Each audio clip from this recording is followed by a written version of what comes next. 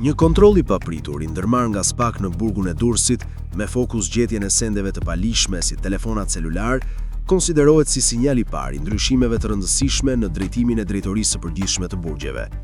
Në krye të këtij institucioni është vendosur Adriatik Kupi, një figurë që nuk njihet për profil të lartë publik politik, por që konsiderohet me ndikim në qarqe të caktuara. Kupi përmendet si mik i afërt i Erion Veliajin, me ndikim në zona si Petrela dhe në struktura të ndryshme lokale, përfshirë edhe sektorin energjetik. Emërimi i tij shihet si një zhvillim me ndikim në mënyrën si mund të funksionojnë institucionet penitenciare në vijim. Kontrolli në burgun e Durrësit nuk cilësohet si rutinë, pasi aty vuajnë dënimin edhe figura të njohura si Erion Veliaj dhe Ilir Beqa. Sipas përgjimeve të publikuara më herët në kuadër të hetimeve, Veliaj ka shprehur shqetësime për kontrollet në qeli dhe mënyrën si janë kryer ato.